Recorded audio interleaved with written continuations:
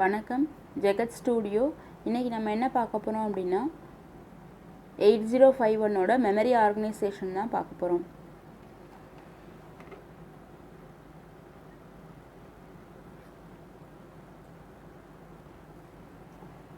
Memory அப்படின்னாவே நமக்குலாம் ஞாபகம் வர்றது என்ன அப்படின்னா ரோமு ரேமு தான் நமக்கு ஞாபகம் வருது.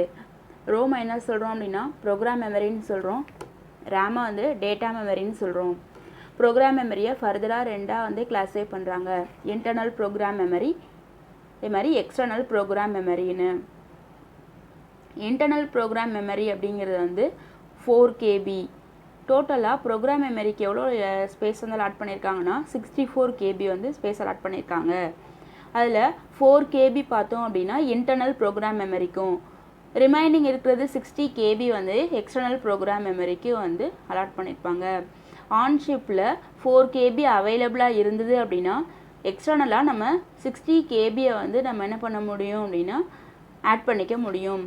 இல்லை ஆன்ஷிப்பில் 4 KB இல்லை அப்படின்னா எக்ஸ்டர்னலாக தான் நம்ம என்ன பண்ண முடியும் அப்படின்னா 64 KB, அதாவது ஆஃப் ஷிப்பில் தான் நம்ம வந்து ஆடப் பண்ணிக்க முடியும்.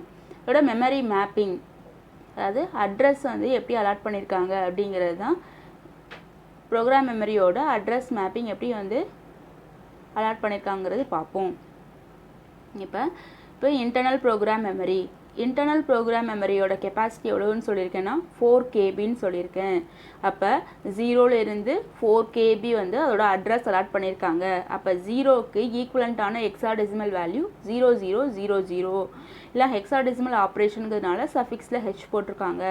4 KBக்கு ஈக்குவலண்ட்டான ஹெக்ஸாடெசிமல் வேல்யூ 0FFF அப்படிங்கிறது தான். ரிமைனிங் இருக்கிறது வந்து எக்ஸ்டர்னல் ப்ரோக்ராம் மெமரிக்கு. ஸோ 1000லேருந்து FFFF வரைக்கும் எக்ஸ்டர்னல் ப்ரோக்ராம் மெமரிக்கான அட்ரஸ் வந்து அலாட் பண்ணியிருக்கோம். இப்போ இன்டர்னல் ப்ரோக்ராம் மெமரி இருக்குது, எக்ஸ்டர்னல் ப்ரோக்ராம் மெமரி இருக்குது. இன்டர்னல் ப்ரோக்ராம் மெமரியை வந்து நம்ம செலக்ட் பண்ணணும் அப்படின்னா EA பாரை வந்து என்ன பண்ணணும்னா 1ன்னு கொடுத்தோம் அப்படின்னா இன்டர்னல் ப்ரோக்ராம் மெமரியில் இருக்கிற ப்ரோக்ராம்ஸ் வந்து அக்சஸ் ஆகும். ஸோ எக்ஸ்டர்னல் ப்ரோக்ராம் மெமரியை வந்து நம்ம அக்சஸ் பண்ணணும் அப்படின்னா EA பாரை வந்து என்ன செய்யணும்னா 0ங்கிறது கொடுக்கணும். EA பார் வந்து 0ன்னு கொடுத்தோம் அப்படின்னா எக்ஸ்டர்னல் ப்ரோக்ராம் மெமரி வந்து அக்சஸ் ஆகும். அடுத்தது டேட்டா மெமரி. டேட்டா மெமரியை வந்து ஃபர்தராக internal data memory, external data மெமரின்னு சொல்லிட்டு ரெண்டாக கிளாஸிஃபை பண்ணுறோம்.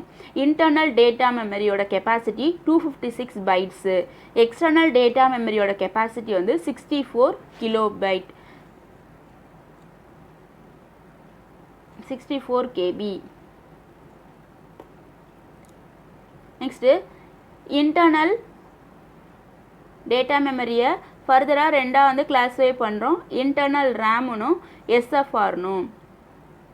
லோயரில் இருக்கிற 128 பைட்ஸை வந்து இன்டர்னல் ரேம் வந்து எடுத்துக்கும். அப்பரில் இருக்கிற 128 பைட்ஸை வந்து SFR வந்து எடுத்துக்கும்.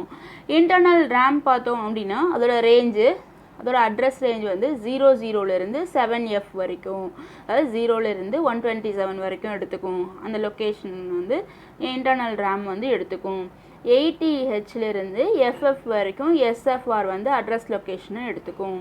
ஸோ இந்த இன்டர்னல் ரேமை நம்ம அக்சஸ் பண்ணணும் அப்படின்னா டைரக்ட் அட்ரஸிங் மோடை யூஸ் பண்ணி அக்சஸ் பண்ணிக்கலாம். இன்டைரக்ட் அட்ரஸிங் மோடை யூஸ் பண்ணியும் நம்ம அக்சஸ் பண்ண முடியும். SFRை பார்த்தோம் அப்படின்னா இது வந்து பிட் அண்ட் பைட் அட்ரஸபிள். பிட்டை யூஸ் பண்ணியும் நம்ம என்ன பண்ணிக்கலாம் அப்படின்னா SFRை அட்ரஸ் பண்ணலாம். அதே மாதிரி பைட்டை யூஸ் பண்ணியும் நான் என்ன பண்ணலாம் அப்படின்னா SFRை அட்ரஸ் பண்ண முடியும். ஆனால் இதை வந்து டைரக்ட் அட்ரஸிங் மோடை மட்டும் வச்சு தான் அக்சஸ் பண்ண முடியும். அடுத்தது இன்டர்னல் ரேமை வந்து 3ஆக வந்து கிளாஸிஃபை பண்ணியிருக்கோம். அதை வந்து ரெஜிஸ்டர்ஸ் இருக்கும், என்னென்ன இருக்குங்கிறது தான். ரெஜிஸ்டர்ஸ் இருக்கும், bit and byte addressable location இருக்கும், பைட் அட்ரஸபிள் லொக்கேஷன் இருக்கும். இப்போ ஃபர்தராக ஒன்றா என்ன ஃபங்க்ஷன் பண்ணுதுங்கிறது பார்ப்போம். First registers.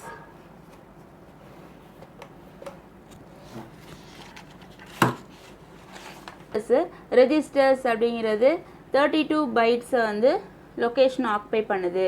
இப்போ ரெஜிஸ்டர்ஸ் அப்படின்னாவே இங்கே 4 ரெஜிஸ்டர் பேங்க் வந்து இருக்குது. 8051ல் 4 ரெஜிஸ்டர் பேங்க்ஸ் வந்து அவைலபிளாக இருக்குது. Bank 0, bank 1, bank 2 and bank 3ன்னு சொல்லிட்டு 4 ரெஜிஸ்டர் பேங்க்ஸ் வந்து அவைலபிளாக இருக்குது. ஒரு ரெஜிஸ்டர் பேங்க்லையும் பார்த்தோம் அப்படின்னா 8 ரெஜிஸ்டர்ஸ் வந்து இருக்குது. அதாவது R0லேருந்து R7 வரைக்கும், அதாவது 88 ரெஜிஸ்டர்ஸ் வந்து அவைலபிளாக இருக்குது. ஸோ இதுக்கு என்ன பண்ணோம்னா பைட் அட்ரஸ் வந்து கொடுக்கணும். பைட் அட்ரஸ் வந்து நம்ம கொடுக்கணும். இப்போ எப்போதுமே ஹெக்ஸாடெசிமலில் 0லேருந்து 9 வரைக்கும் 0001 அப் டு 09 எழுதுவோம். 10ன்னா 10ன்னு எழுத மாட்டோம், 0Aன்னு எழுதுவோம். 0A 0B 0C D 0D 0E 0Fன்னு எழுதுவோம். 0F வந்ததுக்கப்புறமா அடுத்தது 16 வந்து 10ன்னு சொல்லிட்டு எழுதுவோம் ஹெக்ஸாடெசிமல் கன்வர்ஷனுக்கு. ஸோ இப்போ 00லேருந்து 07 ஃபஸ்ட்டு பேங்க் ரெஜிஸ்டருக்கு அட்ரஸ் பண்ணியாச்சு. அடுத்த பேங்க் ரெஜிஸ்டருக்கு 08லேருந்து 0F வரைக்கும் அட்ரஸ் பண்ணியாச்சு. பேங்க் 2ல் இருக்கிற ரெஜிஸ்டருக்கு 10லேருந்து 17 வரைக்கும் அட்ரஸ் பண்ணியாச்சு. நெக்ஸ்ட்டு பேங்க் 3க்கு 18லேருந்து 1F வரைக்கும் நான் அட்ரஸ் பண்ணிட்டேன்.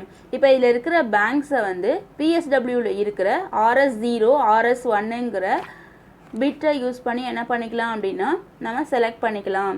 RS0 RS1 யூஸ் பண்ணி என்ன பண்ணிக்கலாம், இந்த பேங்க்ஸை வந்து நம்ம செலக்ட் பண்ணிக்க முடியும். டிஃபால்ட்டாக என்ன பேங்க் செலக்ட் ஆகும் அப்படின்னு பார்த்தோம் அப்படின்னா பேங்க் 0 தான் வந்து செலக்ட் ஆகும். ஸோ 4 ரெஜிஸ்டர் பேங்க்ஸ் வந்து இருக்குது. Bank 0, bank 1, bank 2, bank 3. ஒரு பேங்க்லையும் வந்து 8 ரெஜிஸ்டர்ஸ் இருக்குது, R0 to R7 வரைக்கும். ஸோ அதோட அட்ரஸ் ரேஞ்ச் வந்து 0லேருந்து ரெஜிஸ்டருக்கு அட்ரஸ் ரேஞ்ச் வந்து 0லேருந்து 1F வரைக்கும், 00லேருந்து 1F வரைக்கும், 00லேருந்து 1F வரைக்கும் இதோட அட்ரஸ் ரேஞ்சு. டோட்டலாக வந்து 32 பைட்ஸை வந்து ரெஜிஸ்டர்ஸ் வந்து ஆக்குபை பண்ணிக்குது. அடுத்து என்ன இருக்குது அப்படின்னு பார்த்தோம் அப்படின்னா bit and byte addressable location.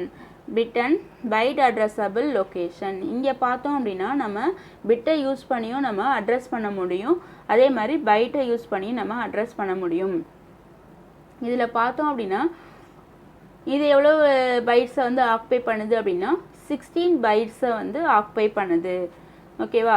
அப்போ இங்கே வந்து எது வரைக்கும் எழுதியிருக்கோம், 1Fன்னு எழுதியிருக்கோமா. அடுத்து எழுதும்போது எப்படி எழுதணும் அப்படின்னா 20ன்னு எழுதணும். அடுத்த லொக்கேஷனை 20ன்னு எழுதணும். அந்த 20 தான் இங்கே எழுதியிருக்கோம். 20 21 22 23 அப் டு எது வரைக்கும் வரும் அப்படின்னா 2F வரைக்கும் 16 பைட்ஸ் வந்து இருக்கும். இது வந்து பைட் அட்ரஸபிள் லொக்கேஷன். நெக்ஸ்ட்டு இதில் 16 பைட்ஸ் இருக்குது, என்ன 8 பிட் அட்ரஸபிள் லொக்கேஷன்ஸ் இருக்குது. அப்போ 16 × 8 128 பிட் அட்ரஸபிள் லொக்கேஷன்ஸ் இருக்குது. ஸோ 00லேருந்து 7F வரைக்கும் பார்த்தோம் அப்படின்னா பிட் அட்ரஸபிள் லொக்கேஷன். 20லேருந்து 2F வரைக்கும் பார்த்தோம் அப்படின்னா பைட் அட்ரஸபிள் லொக்கேஷன்.